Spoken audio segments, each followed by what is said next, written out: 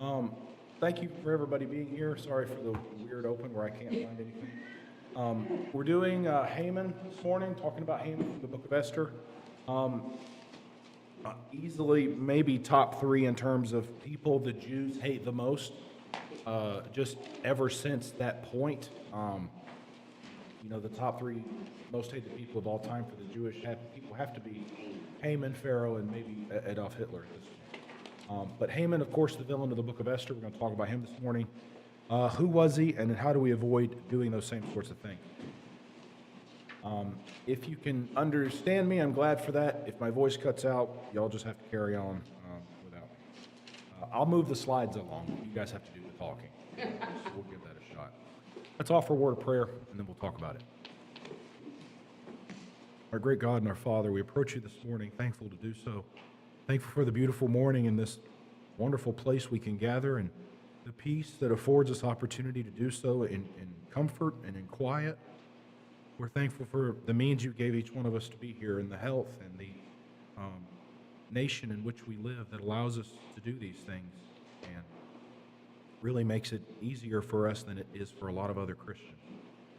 Father, we're thankful for the ability to read and study your word. We're thankful for it, for you have provided it and the way to understand it to us. Help us to see Haman, Father, through a new lens this morning. Help us to understand him. Help us to see him as not the devil himself, but as a person who made choices, and that we are capable of those same sorts of choices if we are not careful and diligent to follow your way. Father, we beg you to forgive us of our sins. Help us learn from this lesson and continue on in our worship today. We pray that all this would be pleasing in your sight. We ask this in Jesus' name. Amen. All right, so what I want to do today is I want to go through the Who is Haman section, and then I want to do the thing we haven't done at any point at whatsoever, is actually answer the question. Figured that would be a good change of pace, and the questions honestly kind of lead us through what we would normally talk about anyway, so we're going to do that together. But let's think about this guy. Who was Haman? According to Jewish tradition now, they like to think Haman wore a tri-pointed hat. There's literally nothing about that in the Bible, so it's an interesting sort of artifact from history. But easily one of the most hated people in Jewish culture from Esther even to present day. The Feast of Purim is spent, a lot of time is spent celebrating his death, and vigorously so. And there's lots of very troubling videos to that effect. Let's think about who he was first. All right, just nuts and bolts. Who was this guy? How do we identify him? Who's going to give me the first one? Yep. He's an Agagite. He was an Agagite. How would you say that? I think I said it really bad. You got me. Yeah. One of the two. I'm no expert in any pronunciation whatsoever. Is that? He was from Agag. Somebody from Agag, Crusade, right? yeah. Which makes me think that's a place name, not a person name. Because the only other time Agag's referenced in the Bible is a person named Agag, not a place. So I take this as a place name. I don't know that we know much about where that place is. We do know he's a Persian, however, and that tells us a lot. It tells us his culture. It tells us the time period of the book. Of course, the book starts talking about Ahasuerus, or Xerxes, I like to say just because it's shorter. This is the same Xerxes that we read of elsewhere. He's a Persian official under Xerxes. He is of some importance. He's promoted to some form of chief official or vizier over Persia. It is very similar to what what Pharaoh did to Joseph in the ending chapter of Genesis. Joseph was elevated to basically second only to Pharaoh, right, in charge of most everything. So he gets a significant promotion. What else can you tell me, nuts and bolts, about the man Haman? Not so much about character, but about who exactly he was. All right, what else does Esther tell us about him? Mark? He loved his position in that he expected people to bow before him. Yes. As he was carried about. Yes. So the trappings of that position, he was very fond of them and very jealous in terms of those being met. And of course, when he sends them not to. All right, what else? Yep. In relative terms, he was wealthy. He had money enough to mess things up later. See? Yeah. All right. What else? Yes, ma'am. I think his power went to his head. Oh, absolutely. Whatever he thought of himself before, it got multiplied tenfold, right? When Xerxes says, you know, ask Haman, what should I do to the man I should honor? He goes, oh, it's me. Just obviously, right? I'm the man. That tells you a lot about who he is, right? He was married, because he, Yeah. Married with children. 10 sons, in fact. That reference, don't miss this too. In 1 Samuel, when Hannah is upset because, rightly so, because she's unable to have children and she's being tormented by the other wife of Elkanah, Elkanah makes the comment to her, am I not more to you than 10 sons? That's almost an expression of just overwhelming blessing and prosperity. So don't miss the fact that in this book about a Jewish girl being rescued, the enemy is the most exceedingly blessed person there is, right? Someone else in the Bible that has 10 children. Job, the second time, right? He has 7 the first time, I believe it's 7, and then 10 the second time. So he had 10 the first time, 10 the second time. Yeah. So again, a blessing, a number indicating he's extremely blessed from that. Anything else?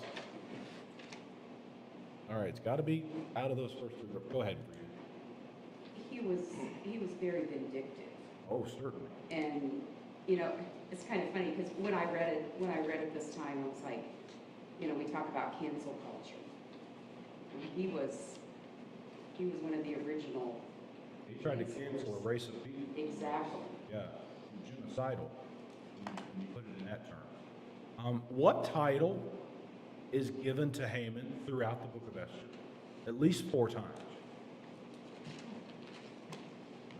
He's given a description. The book of Esther gives him a moniker, title, a slope, whatever it is. What is that? Nobody? Enemy of the Oh. Jews. He's called enemy of the Jews. Repeatedly. Right? So whoever's writing Esther, okay, repeatedly, 3 verse 10, 8 verse 1, 9 verse 10, he's called the enemy of the Jews. In 9 and verse 24, it gets even better. He's the enemy of all the Jews. So when you say something like the most hated person in Judaism, this is a strong candidate. Because the Bible says he was the enemy literally of every Jewish person. That title is really unique to him. So it gives you some sense of why the Jewish people hate him so much. One other thing, and this is not biblical, this is according to Jewish tradition, it's from the Talmud. You remember in chapter 1 when Vashti refuses to go into Xerxes, she refuses to parade herself, and then this random official comes up and tells Xerxes, well, what you need to do is get rid of her and get a new wife. The Jews believe that was actually Haman also. No, it doesn't say that, however. They have some explanation as to why the name Memucan, there in verse 16, actually also refers to Haman. I think that's probably not true, but it's an attempt by the Jewish people to make Haman even worse because of how terrible he is, right? So it's like, okay, this person is exceedingly awful. Well, he must also be the awful person in chapter 1. I don't know that that's true, but it tells you about what they felt about him at the very least, right? That they're willing to assign yet one more thing to his name. So for what it's worth, it's not biblical, but it is interesting, right? Yep.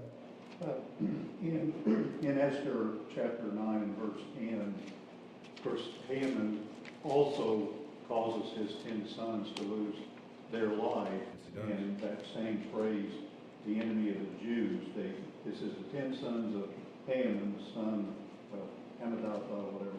The enemy of the Jews they killed, but they did not lay a hand on their plunder. Yep. You think that same reference is given to his sons when it says that, or is that just Haman? I assume just Haman. Refers to it.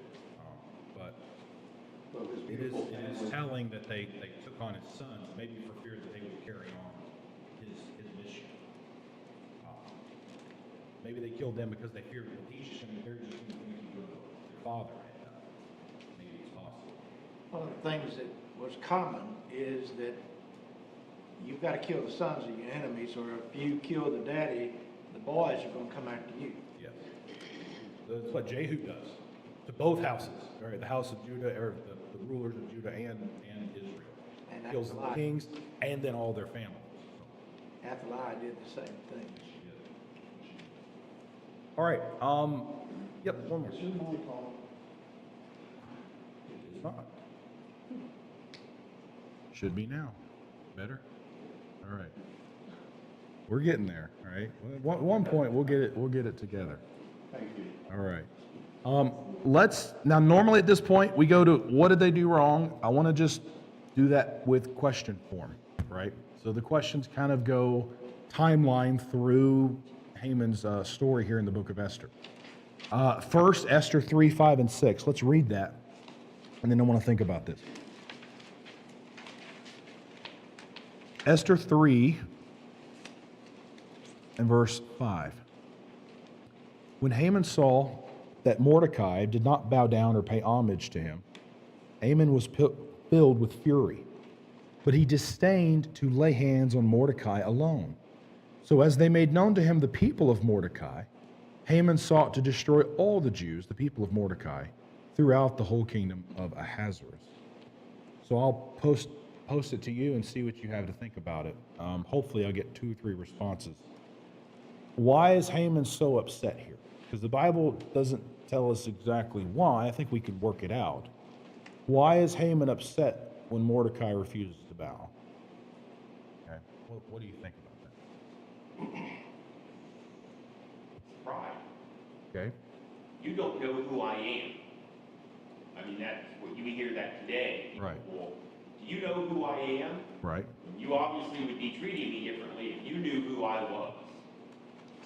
And And I then you make it worse by following it up with anger. Yeah, and Mordecai certainly knows who Haman is, right? Mordecai is in and out of the court.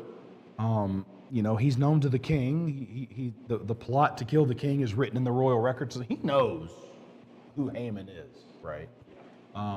But I think pride, there's an element of that. Bob, and then you'll be next. If you look at him, he's a very fragile person throughout the book.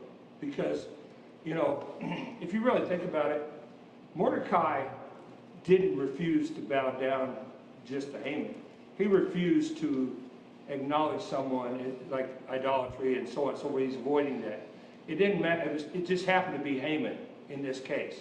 It wasn't like, I'm going to bow down to everybody, but not Haman. And you see his reaction, his overreaction, and you also see him, each time he has a little bit of bad news or he has good news, he races to his friends and his wife and says, look what the king did for me and all this kind of stuff. And then it's like, look what the king did to me. Yeah. And so you see he's just a very, very fragile character. Yep. I agree with you there. Very easily upset and forgets his blessings. Sandy? Mike had made the comment, he said, look at all the people that probably did bow down. I mean, they all bowed down evidently except Mordecai. But a lot of people bowed down. Yeah. A lot of Jews. Yeah, so you should say, hey, I'm respected, whatever. But he let that little Mordecai, that's what ate at him. He couldn't accept that he had the respect or whatever of the other people who did that. Yeah. There was a piece I hadn't noticed until this time, which is always nice about Bible study. That's the great thing about it. But in verse 3, how did he find out? And it was all the king's servants who kept saying something to Mordecai, and finally, when he went and listened to them, they go to Mordecai. So I wonder if part of this is to do with the fact that it's others calling them out. What's he going to do about it? Yeah. And so it's the other side of pride too. Are you gonna be the big man and actually act on it, or are you Right. gonna let it go? Right. Are you going to let this Jew treat you like this? They could Yeah. have handled the situation with the king directly if they wanted to, but they took Mordecai. Yep. The Jews are still a conquered people. So why on earth will you think you have the right to not bow down to who is essentially king, or by everything but name? It's a kind of covetousness, because he wants the one thing that he can't have. There you go. Pretty cool. Now, how does that ultimately lead to his downfall? all the above. He obsesses over this one thing. Yeah, it destroys it, right? It's a splinter in the brain. He can't get his mind around it, can't, form the pearl around it and get better the way Corey talked about the other day. It eats him, right, from the inside, to the point where he goes home. You want to know how badly this bothered him. You talk about things you never notice in the text. Here's mine. Look at 3 and verse 7. Never caught this before. In the first month, which is the month of Nisan, the 12th year of King Ahasuerus, they cast pur, that is, they cast lots before Haman day after day. And they cast it month after month till the 12th month, which is the month of Adar. Then Haman said to King Ahasuerus, what's he doing? What is he doing, rolling dice day after day after day after day after day? He's looking for affirmation. He's looking for a lucky day. How destroyed are you inside that Mordecai won't bow down to you if every day you're, shaking the magic 8 ball to see if it pops up? Oh, today's the day to talk to Haman. I mean, that is staggeringly obsessive behavior, right? To think, I'm going to do this for a year, every day. And then finally, 12 months later, it comes up, whatever the lots were, they all came up perfect. And he thought, today's the day, and I'll go and I'll talk to Ahasuerus. Right? That is staggering that someone would go through to those lengths to get rid of one man. Right? And notice also, he wouldn't do it himself. In verse 6, he wouldn't lay hands on Mordecai. So he goes in his corner, goes in his basement, has dice rolled for like a straight year until, today's the day I can go to Ahasuerus and have him killed.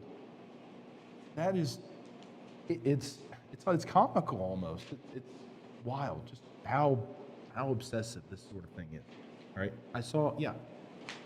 I'll give you a little different perspective on this. Oh dear, I've stepped in it. In verse 7, in the first month, which is the month of Nisan. Yeah.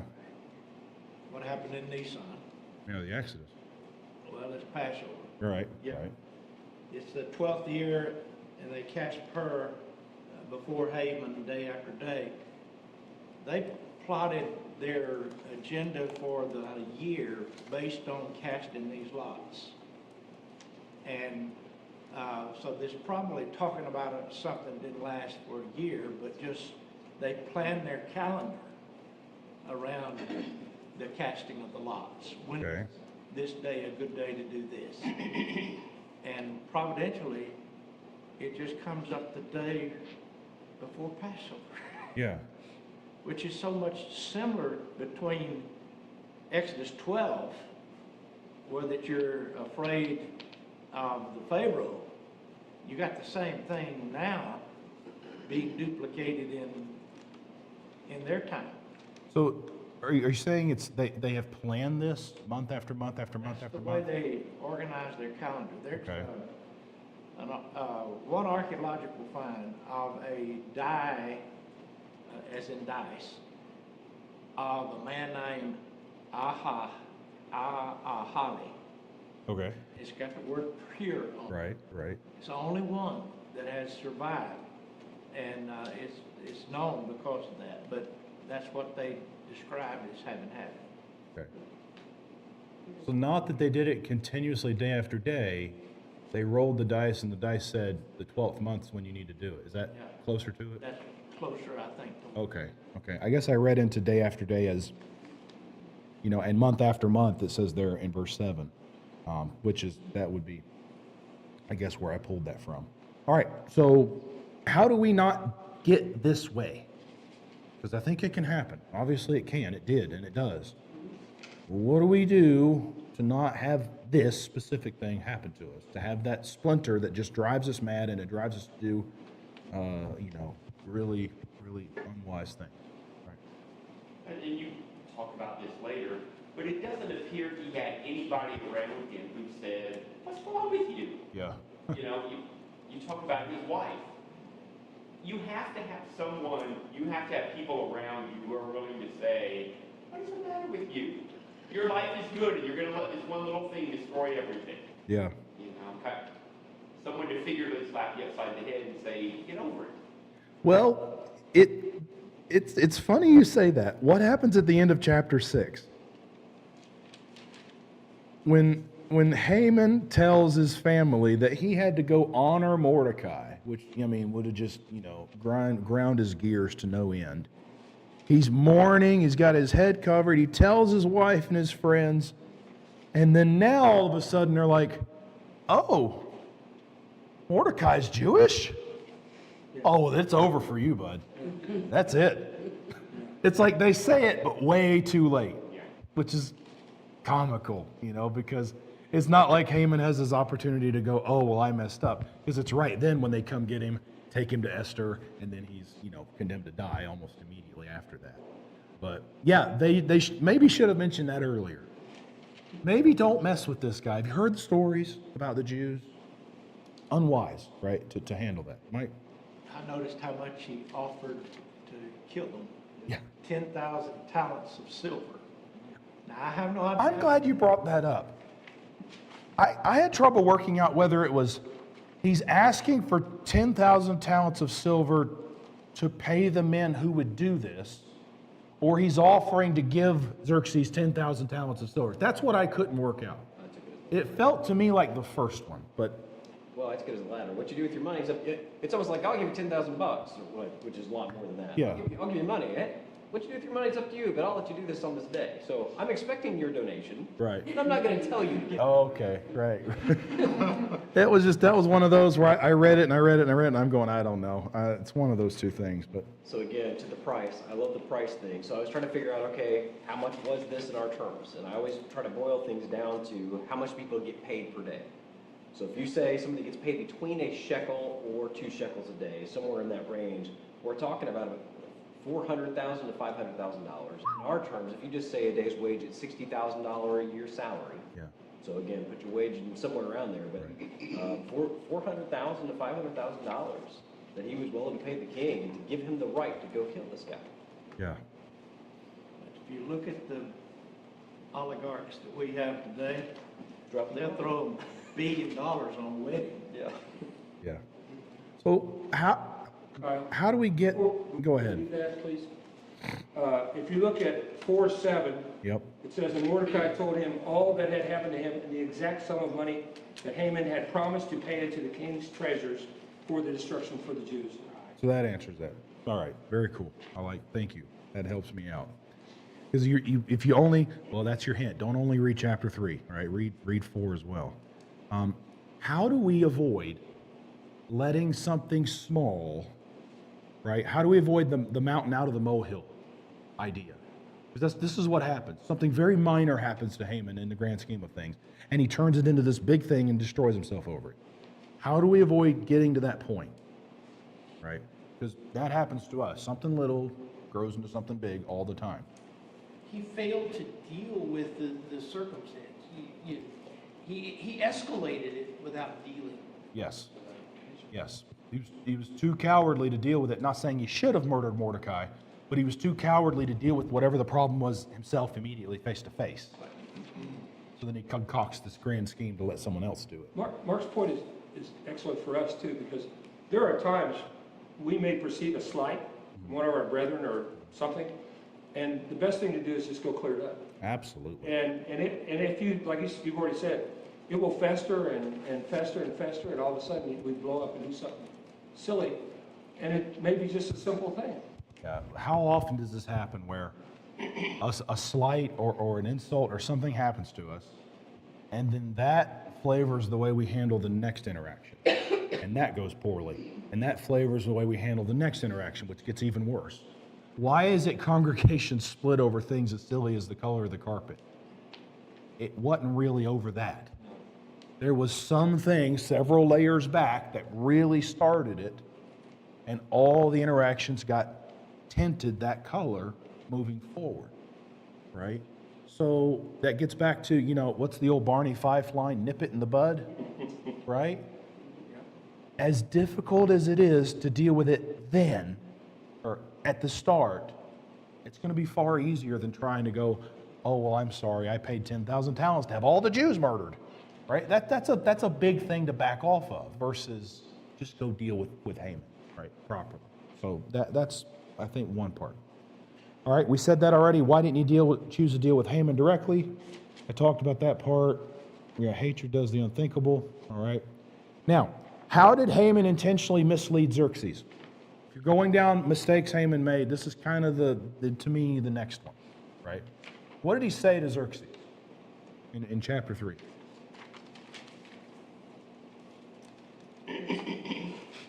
There's a whole group of people who live in your kingdom. Which one? Which group does he say? He's talking about the Jews. He didn't. Did you catch that? He didn't say it. We know it's the Jews. But the way Haman words it to Ahasuerus, it's the most beautifully, politically, non-specific way of putting this, as awful as it is. There's a certain people scattered abroad, right? And they're awful. They're everywhere in all the provinces of your kingdom. Their laws are different. They don't keep the king's laws. It's not profitable for you to tolerate them. If it please the king, let it be decreed that they be destroyed. Haman words the entire circumstance like, look, I have a deal for you.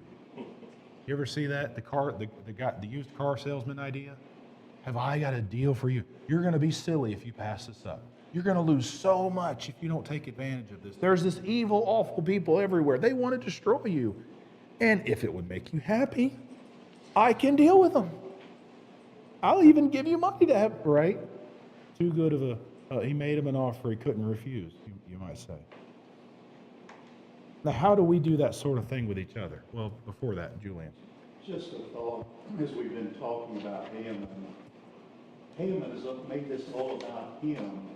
In essence, where Mordecai's at, this is about God. Yeah. That's why he's not about Haman. Yeah. And that's why Haman makes the big mistake he does.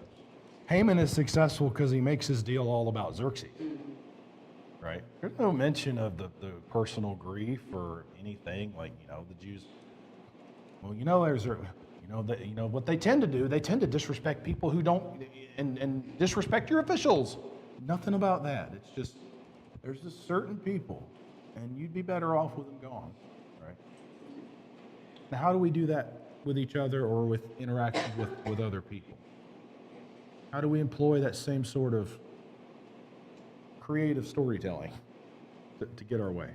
Well, kind of tying these two thoughts together with Julian as well. I mean, when people aren't rejecting me, they're rejecting the gospel and what it is, or when I'm living a certain way, I'm not trying to indict your life. You're putting that indictment on you when you see I don't cuss, right? Or whatever that thing is. And so again, we can take it personally. If they don't like me, no, they don't like that you're standing for God, and you can't change that about them. They can change that. Right. You're judging me by the way you live. No, you're clearly seeing you're at fault here, right? It's not my fault you're doing what you're doing. Well, I wasn't going to bring it up. I'm going to bring it up. All right. Because you put these kingdoms together, and as I mentioned to you in the hallway, Rahab knew what went on in Egypt. And so you've got Shadrach, Meshach, and Abednego with Nebuchadnezzar. You've got Daniel in the lion's den, where they refused to serve the gods. And just with all this discussion of these people, if there's that history that he's aware of, that's bringing this to focus as well. Maybe motivating him to attack all of them, not just Haman. What I thought of when I read this is racism isn't new. We tend to think of racism as a 20th century issue or whatever. Right. It's not new. You find one person you don't like, and you just extrapolate that to everyone who looks like them, and all of a sudden, you then give yourself a reason to hate people that you don't even know. That's true. Every one of them are condemned to die over this slight that Haman received. To answer your question, one of the ways we often do that is we tell half-truths. We I think give that's our the side of main story. way. We kind of shade it towards us. We're the good guys in this thing. We've been wronged, and they are Yep. horrible people. And it's half-truths. We always give our side of the story with ourselves as the hero and everyone else the villain. Whether that's true or usually because it's not true, we tend to do that. And what are we doing when we do that? We're manipulating people. We're not letting them make objective decisions over the truth as a whole. We're giving them this slant that is designed to push them a certain direction, right? Do this with one another, and it's not something Christians should be engaged in, because atrocity goes on from there. All right, chapter 5. This is, I think, a great example of what Bob mentioned earlier of Haman's fragility. Haman saw in 5 and verse 9 that Mordecai hasn't learned his lesson. He neither rose nor trembled before him, and he was filled with wrath. He restrained himself because he's too cowardly to do anything himself. He went home and sent and brought his friends and his wife Zeresh.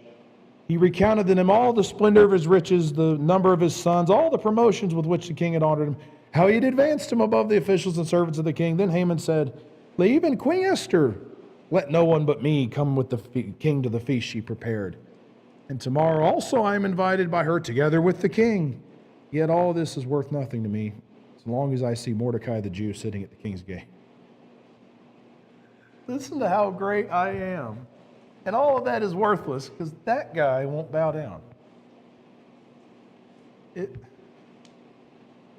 How do we do things like that?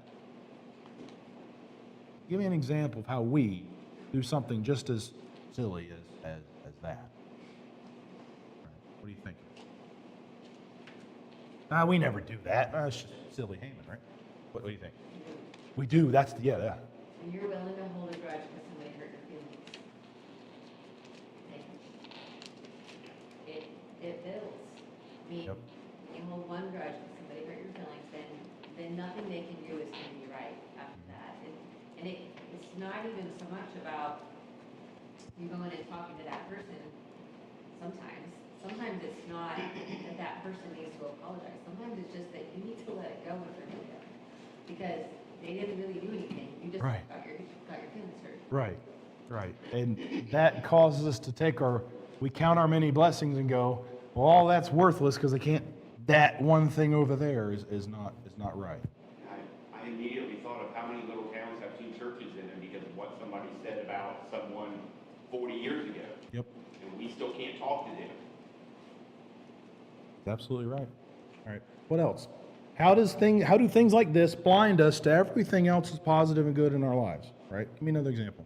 I mean, especially being male, we can only focus on the one thing. Oh my goodness. Is that not true? All right. It's like when one part of my body hurts, everything else is awful. Yes, it is. The week is awful, the day is awful, nothing's going right. Yes. Again, if you put it in context of all the other blessings you have and you got a hangnail, I mean, let's get things straight here. Right. It's like you've heard the guys have the waffle brains, right? And we're in one box at a time. Right. Exactly one box in Haman's waffle is terrible. And he's like, we'll throw all of it away. Right? We do this. It's almost comical to read someone say something this silly, but we say these sorts of things. And his wife and his friends feed that. They enable that. Yes, ma'am. In verse 9 and to the end of the chapter, he went home and he was talking to his wife and his sons, and it said that he recounted all the splendor of his riches and the number of his sons and all the promotion the king had honored him, and how he advanced strong in the officials and the servants of the king. Yet all this was worth nothing so long as I see Mordecai. Yeah. But how do we do that sort of thing? I guess is what I'm really driving at. What else causes us to do that? Not Yep. I mean, I hadn't made this connection before everyone was talking, but how similar this is to the fall of mankind.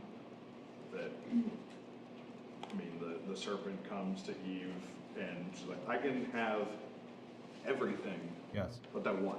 Yes. Right? And we get hung up on the one.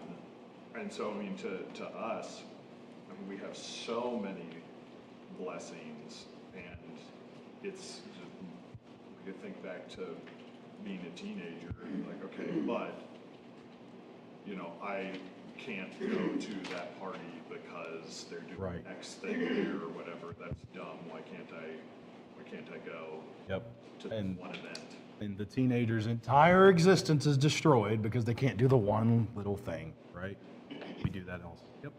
I think entitlement, like, is the first word that comes Right. to mind, because, like, it's easy to think, I've worked so hard, I've done this, I've done that, I've put everybody else before myself, or, you know, what have you, like, I work all the time, and I give myself to all these different things, like, I can have that, or, Right. or whatever, and so it's easy to think that you have earned something just because you think that.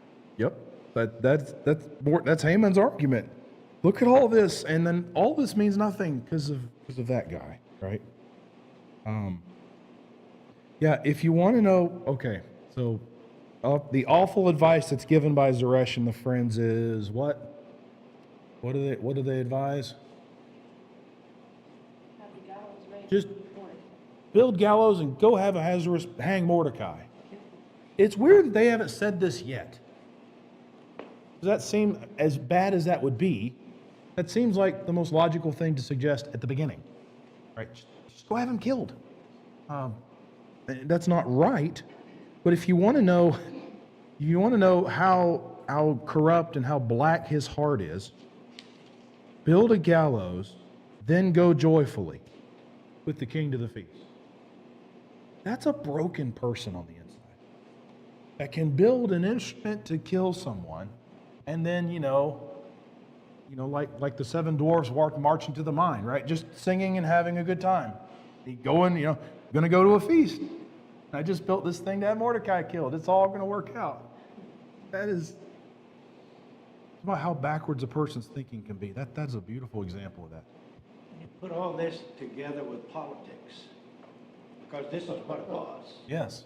The top man is Xerxes, the second man is Haman, and you got this Mordecai over here I'm gonna have to end up honoring. Right. That's gonna just kill him. Right. It just gets worse. Yeah. The problems multiply. And the other part, think about this, at this point, the decree has already been given. This guy's gonna die on December 13th anyway. Right. I mean, he's already dead, and yet you can't wait for that to happen. Yep. He has solved the problem, but it's not solved fast enough. Boy, do we ever do that, right? The solution's pending. Well, it needs to be here now. Well, then that gets us into trouble. Why does Haman assume Xerxes should honor him in 6 and verse 6? Because, Xerxes asked the question, the man to whom the king shows favor, how should I honor this person? Why is it that Haman thinks it should be him? Because Haman thinks he's an awesome guy. Yeah. Haman's opinion of himself could not be any higher, right? Whom would the king delight to honor more than me? Clearly, I'm it. When you're blinded by your own light, right, or the light you think you have. And then, if I ever do this book again, that'll be the next part of the question. How burned up inside do you think he was over the next few hours? Imagine, you've got the horses and carriages downtown Circle Center. What's it? Sailors and something monument. The tall thing downtown, right? Imagine taking your worst enemy, the person you hate more than anybody on the face of the earth. You shouldn't have that person, but let's say you do. And then you have to put him on one of those carriages and then lead that horse around the circle over and over and over for hours. What do they have to say, right? So is it done to the man who... This is what happens if the president's happy with you. And you go around and around it. I mean, that is special. how awful that would feel. Right? That is unique. How degrading that would have been. It's no coincidence that Mordecai hurries to his house. He can't get home fast enough. And then they're like, well, yeah, you got that one. The whole story kind of, it's the idea of the poetic justice, it's the eye for an eye aspect. How many ways is Haman punished according to what he did? Or in the same fashion as what he did? We just talked about one, right? The king's going to honor someone special. Haman says, well, it's got to be me, and it winds up being Mordecai, right? So there's a perfect example of the punishment is according to the crime at the moment. How else does this happen to Haman? What? Same gallows. The same gallows, right? The gallows that he built for Mordecai, he himself is hanged on, okay? What else? Is there anything else that stands out? Things like that?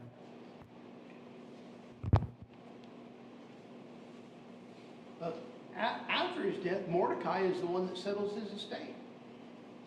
Yep. He goes home to his wife and he talks about all the wonderful things that he has. And then Mordecai is the one that gets put in charge of his house and all of his children get killed. The children that he bragged over are all killed, right? By the people he tried to kill. Right? So there's another sort of example of that kind of thing happening. All right. The text doesn't indicate that Haman's 10 sons did anything wrong, yet they suffer the collateral damage of what Haman had done. So I want to think about that with just the last couple of minutes. How do our families suffer collateral damage for our choices? You can give me an example of that, however you want to describe it. How is it that our families suffer from the collateral damage of our issues, our problems, our hatreds? What are you thinking? Yep. I mean, the hate and evil towards other people generally starts in our homes because our kids hear, and even if they don't hear us say it, they observe the way we act. I mean, they're much smarter than we know. Yeah, there's something that happens when a parent chooses evil and then the child's raised in that evil. The parent wasn't necessarily raised in that situation, they chose it. But the child didn't choose that. They're just soaked in that for years and years and years. And they come out very broken people, right? Not irreparably so. Okay? There is always hope. And sometimes the effect is, I saw mom and dad do this, so I am never, they go so far the other direction, but too often that's not the case. The child pickled in whatever's happening at home stays that way too often. So that's a good example of evil that carries on to the next generation. How else? How else do families suffer collateral damage of choices that are made? Yep. I mean, having your family's reputation destroyed. Yeah. Not real well thought of. I'm sure Haman's family was after that. Whoever it was that survived. It doesn't say that Zeresh was killed, but who knows, right, what happened to her. How many children grow up in broken homes because parents can't stay or refuse to stay together? Yeah. You could just write, broken marriages and put a circle around it. And that's one of the biggest examples we have. Okay. Thank you guys for your help today. We are shifting gears, not next Sunday, but Sunday following. I have a meeting next Sunday, so we'll be here, Lord willing. But we're going to go to the hero side of this. We're going to back up and go to Noah. And we're not looking at necessarily all the terrible things that he did, but positive things that he did and how he exemplifies things that Christ would do later. Right? So we're going to make that a big focus on kind of the second half of the study. But thank you guys for your help today.